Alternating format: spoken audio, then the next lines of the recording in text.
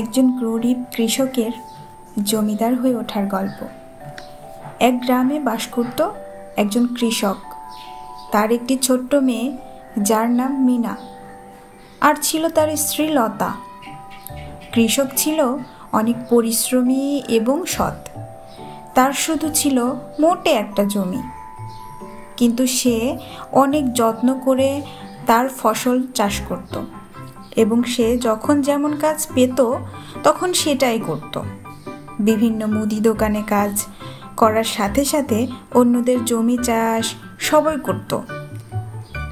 সেই ছোট্ট ছোট্ট কাজ আর সৎভাবে পরিশ্রম করে একদিন তার ভাগ্য বদলায়। কিভাবে? চলো শোনা যাক। এই রে, কত বেলা হয়ে গেছে, আমি তো বুঝতেই পারিনি। গিয়ে তো আবার মুদি দোকানে বসতে হবে, দোকানি দাদা না আবার রেগে যায়। যাই যাই, জলদি পা চালাই। এদিকে আমার মেয়েটা আবার আমার উপর রেগে আছে। আমি যে তাকে মাছ ভাত দিতে পারি না, শুধু সিদ্ধ চাল আর ডাল। কি যে করি। আসুন আসুন দাদা, কি লাগবে নিয়ে যান। এ কি, লতা যে?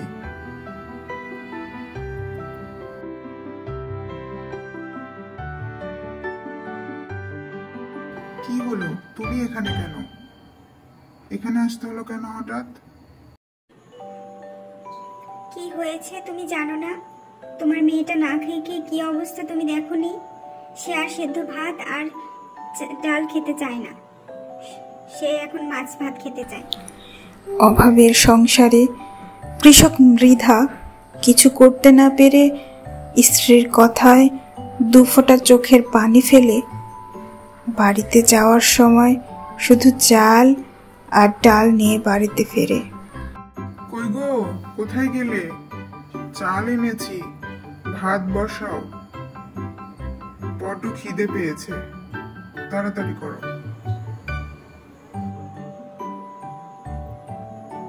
আজও কি শুধু চাল আর ডাল নিয়ে এসেছো? মেয়েটা যে আর চাল আর ডাল আর খেতে চাচ্ছে না। মেয়েটা বায়না করছে, বাবাকে বলো আমি আর সিদ্ধ চাল আর ডাল খেতে পারবো না, আমি দুবেলা মাছ ভাত খাবো, আমাকে তাড়াতাড়ি মাছ এনে দাও, না হলে আমি খাবোই না। এই জেদ ধরে তোমার মেয়েটা খেলতে চলে গেছে।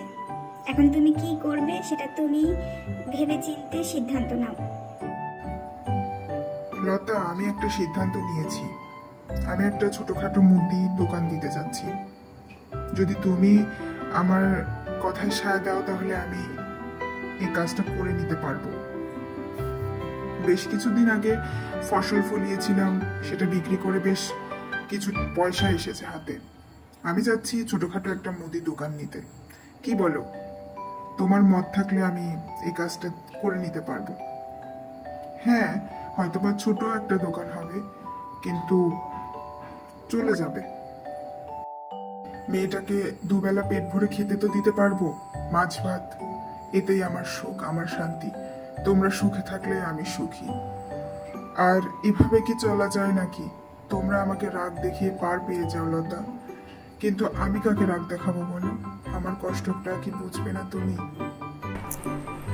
লতা ভাত বসিয়েছে, উনুনের পাশেই চুপচাপ বসে আছে, সিদ্ধ ভাত আর সিদ্ধ ডাল। ঠিক সেই সময় কৃষক মৃধা বলে উঠল, কিছুই যে বলছো না, আমার কথায় কি তুমি রাগ করলে? না গো, রাগ করবো কেন? তুমি তো আমাদের ভালোর জন্যই করো। কত খাটো, তারপরেও যদি ভাগ্য সায় না দেয় তাহলে আর কি করবো বলো? তোমার উপর আমার কোনো রাগ নেই, তুমি আমাদের জন্য অনেক করেছো এবং করছো। তবে তুমি যে সিদ্ধান্তই নেবে ভেবে চিন্তে নিও, যাতে পরে আমরা সুখে থাকি। মেয়েটা আমার না খেয়ে ঘুমিয়ে পড়লো, এত কষ্ট দেখা যায় না। যাই ঘুমিয়ে পড়ি, কাল সকাল সকাল উঠতে হবে।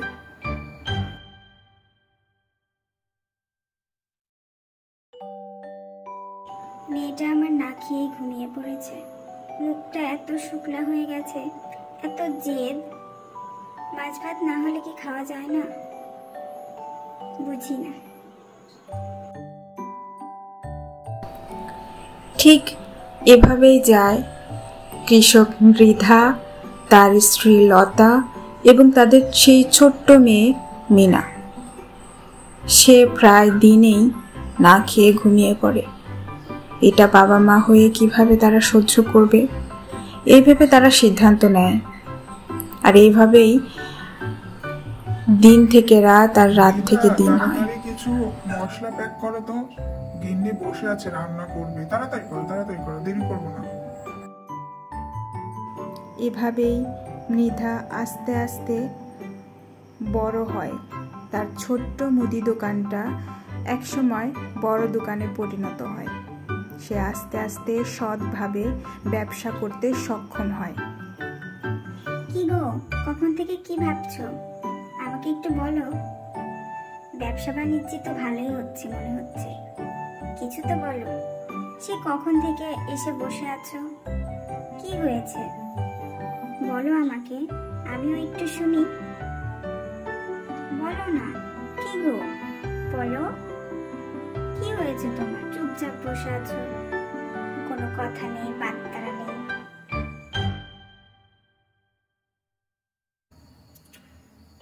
শোনো মিনার মা, আমি আবারও সিদ্ধান্ত নিয়েছি একটা বড় দোকান করার।